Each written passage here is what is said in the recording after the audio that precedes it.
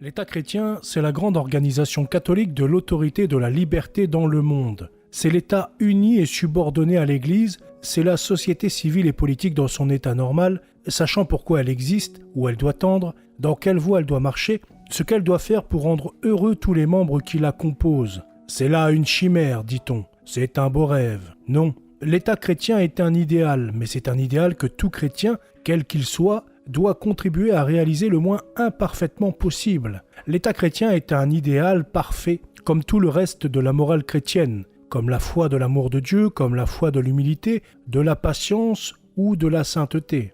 Parce que toutes ces saintes lois nous montrent un idéal parfait, faut-il les appeler pour cela des chimères? Les sociétés chrétiennes réalisent l'idéal de l'État chrétien, comme chaque chrétien en particulier réalise les lois de Dieu et les maximes de l'Évangile, imparfaitement mais réellement. J'accorde encore et très volontiers que jamais l'État chrétien n'a été pleinement réalisé. Même dans les siècles de la foi, les passions de toutes sortes étaient là qui combattaient l'action bienfaisante de l'Église, mais enfin, dans ces temps-là, le monde chrétien était constitué sur ses vraies bases, et les désordres n'étaient qu'accidentels, ils ne venaient point, comme aujourd'hui, de l'organisation sociale elle-même.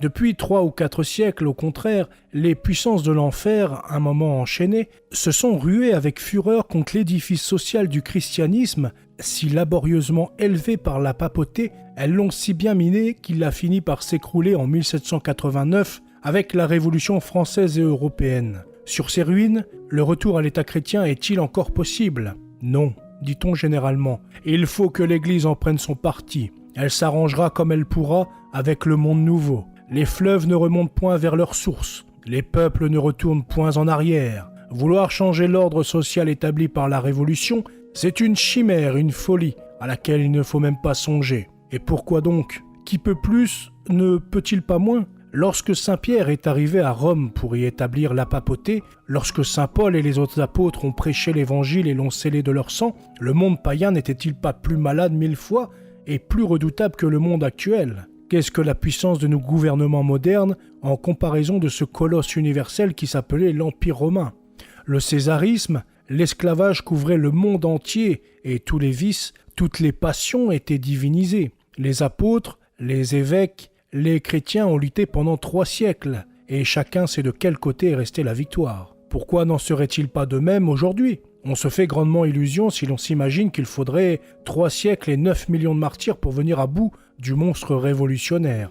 Les chrétiens qui disent cela manquent de foi. Oui, il y a beaucoup à faire, oui, l'ennemi est puissant, mais il y a de toutes parts de tels éléments de résurrection que pour rétablir l'État chrétien, ou du moins pour faire un pas immense à cette grande question de salut public, il suffirait certainement d'un seul homme, d'une seule puissante volonté. Prenons pour exemple notre France, dont l'influence, bonne ou mauvaise, sur l'Europe et sur le monde entier est si incontestable. Je l'entendais dire naguère un homme politique éminent, si après la tourmente de 1848, si en 1851 et en 1852, l'empereur Napoléon eût compris davantage et son devoir et son intérêt, s'il eut le sens catholique et s'il eût continué à s'appuyer, comme il semblait le faire d'abord, sur l'élément chrétien de la société, s'il se fût entouré, comme il le pouvait certainement et facilement, de ministres chrétiens intelligents des véritables intérêts du pays, il est impossible de prévoir quel bien il aurait réalisé en 10 ou 12 ans et quelle plaie sociale il aurait cicatrisé.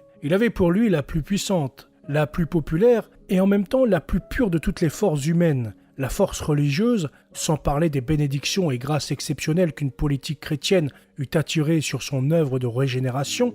Il avait pour auxiliaire la papauté, l'épiscopat, le sacerdoce, tous les ordres religieux, tous les gens de bien, et cela non seulement en France, mais en Europe, mais dans le monde entier. À cette force morale, il aurait joint le prestige et la force militaire attachée à son nom, il aurait mis au service de son idée sa volonté de faire et son étonnante ténacité. Ce qui restait encore de puissance conservatrice et chrétienne en Europe, déposant peu à peu leur méfiance, se serait joint à lui pour la grande œuvre de régénération. À l'intérieur, les institutions eussent été graduellement prudemment améliorées. L'opinion publique, que l'on forme ou que l'on déforme, hélas, à si peu de frais, se serait profondément modifiée. Encouragés et fortifiés, tous les bons se seraient vraiment rassurés et les méchants auraient vraiment tremblé. Je dis que tout cela eût été non seulement possible, mais probable, mais facile, plus facile qu'on ne pense. Est-il trop tard aujourd'hui? Je l'ignore, je le crains. Le personnage politique que je viens de dire ne le pense pas. Mais il faudrait un changement radical dans le système et dans le choix des instruments. Les hommes ne manquent pas à qui les cherche tout de bon. Il faudrait commencer par là. Il n'y aurait presque rien à modifier dans les lois, mais il faudrait faire énergiquement exécuter celles qui favorisent la religion, et il y en a beaucoup, et aussi celles qui répriment le mal. C'est l'esprit qu'il suffirait de changer et non point la lettre. Confier à des ministres, à des chefs de service, à des magistrats, à des préfets, en un mot à des fonctionnaires solidement chrétiens. Et je le répète, on en trouverait facilement. Cette grande œuvre de transformation s'opérerait sans secousse et comme d'elle-même. On est si fort qu'on a pour soi la conscience et la vérité. Il n'y aurait à persécuter personne, mais simplement à favoriser le bien, et cela ouvertement sans broncher. Ce qui est certain, c'est que maintenant, comme toujours, la grande force des méchants vient de l'inertie et de la peur des bons. Quand le pouvoir public les caresse, ils font les fiers et crient bien haut. Ils rentrent dans l'ombre dès qu'ils sentent devant eux une volonté énergique. Tout acharné qu'il est, le mal est lâche de sa nature. C'est surtout parce qu'on tremble devant lui qu'aujourd'hui il est si fort. Je regrette d'être obligé de le dire, les catholiques libéraux contribuent beaucoup à empêcher le retour de la société à sa forme normale et chrétienne. Ils découragent bon nombre de catholiques en déclarant, comme ils le font, que le retour à l'état chrétien n'est plus possible, qu'il est inutile de lutter sur ce terrain-là, qu'il ne faut pas froisser l'ennemi de peur de l'éloigner, qu'il faut des conciliations et des réconciliations, etc. Homme de peu de foi, pourquoi doutez-vous? Plus que jamais aujourd'hui, le salut est dans l'affirmation et dans l'amour de la vérité totale. En face des négations totales de la fausse autorité et de la fausse liberté, il faut au monde l'affirmation totale, catholique, de l'autorité et de la liberté véritable. La résurrection est là et elle n'est que là. À la société perdue, il faut Jésus-Christ, le seul sauveur. Il lui faut l'Église, la seule libératrice.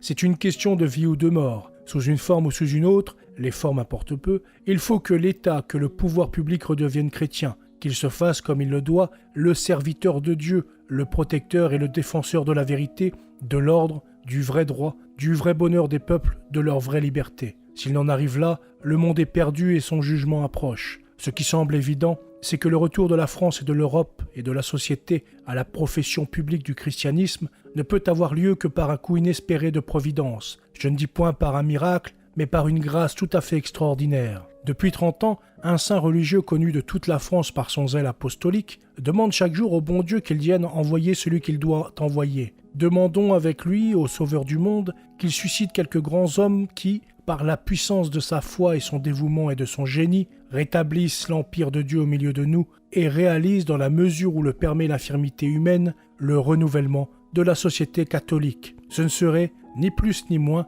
que le retour des peuples prodigues à la maison paternelle. Voilà, c'est tout pour cette vidéo. J'espère qu'elle vous aura plu et je vous souhaite une très bonne nuit. À bientôt. Salut!